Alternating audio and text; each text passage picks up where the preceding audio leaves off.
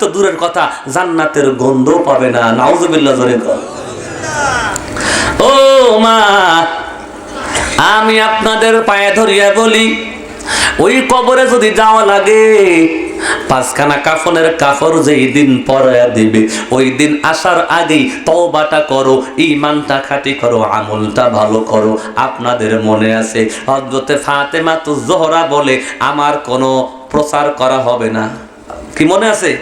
ফাতেমার মরণ হয়ে গেল, পরের দিন রাত্রিকালীন সময় প্রচার করলেন হযরত আলী, কিন্তু কবর পর্যন্ত যাইতে লাগবে কয়জন মানুষ নিয়ে যেতে? 4 জন। 1 নম্বর আলী, 2 নম্বর হাসান, 3 নম্বর হোসাইন, এবার 4th নাম্বার জন শর্ট পড়ে যায়।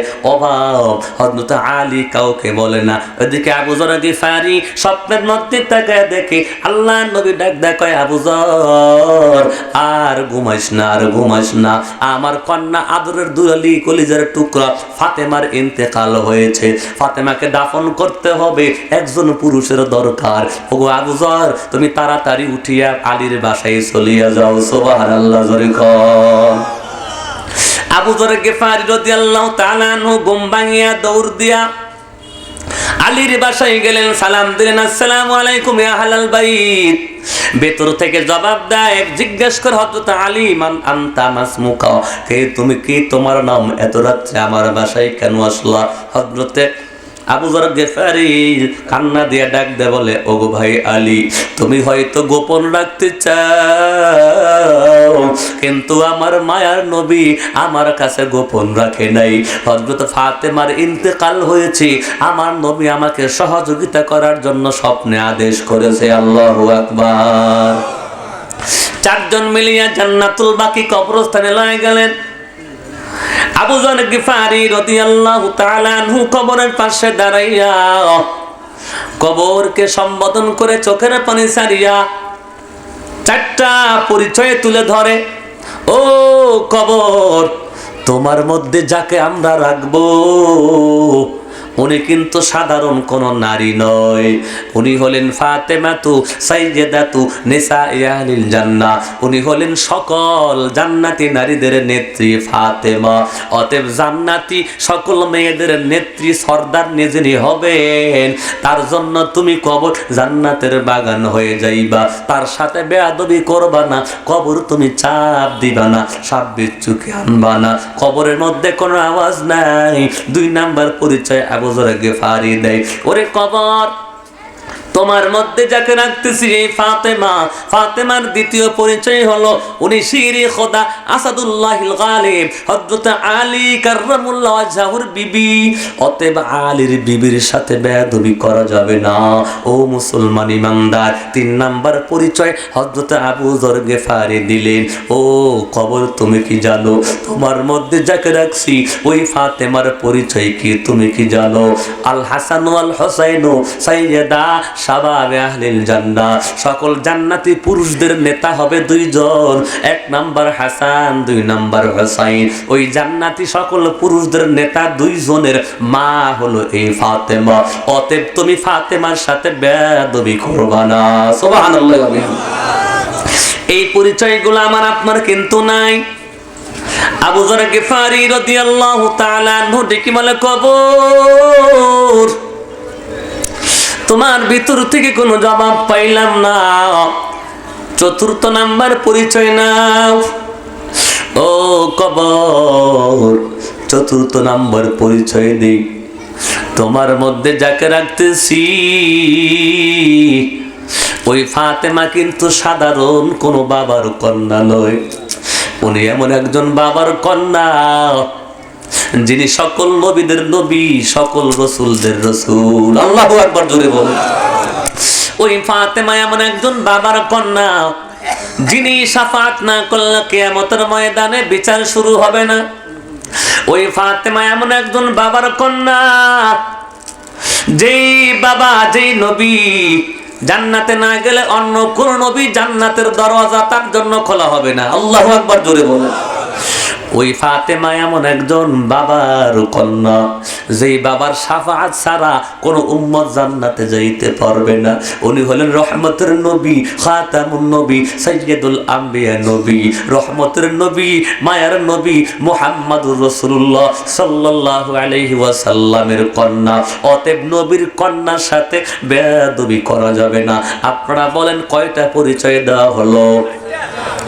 এই চারটা পরিচয় কি আমাদের আছে? একটাও নাই, একটাও নাই। কবরের ভেতর থেকে আওয়াজ হয়, ও আবু যর গিফারি,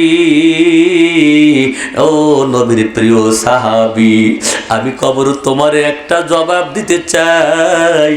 আমি কবর এমন একটা ঘর, আমি কবর এমন একটা জায়গা, আমি কবর এমন একটা দেশ, যেই দেশে, যেই জায়গাতে, যেই ঘরের মধ্যে বাবার পরিচয় চলে না, সন্তানের পরিচয় চলে না, স্বামীর পরিচয় চলে না, নিজের পরিচয় চলে না। আমি কবর বংশ দেখি না, আমি কবর পদমর্যাদা দেখি না, আমি কবর নবীর কন্যা বলেও খাতির করব না। আমি কবর জান্নাতের নেতা, জান্নাতের পুরুষদের নেতা দুইজন, হাসান হোসেনের মা বইলা ফাতেমাকে খাতির করব না। সকল জান্নাতি মেয়েদের নেত্রী ফাতেমা বইলা তার সাথে আমি এমনি এমনি সদ্ব্যবহার করব না। আমি কবর এইগুলা দেখি না, বাবার পরিচয় নেব না। আমি কবর শুধু দুইটা জিনিস দেখি, আল্লাহু আকবার জোরে বলেন। বাবার পরিচয় দেখি না, সন্তানের পরিচয় নেই না, স্বামীর পরিচয় নেই না, পদমর্যাদা নেই না, বংশমর্যাদা নেই না।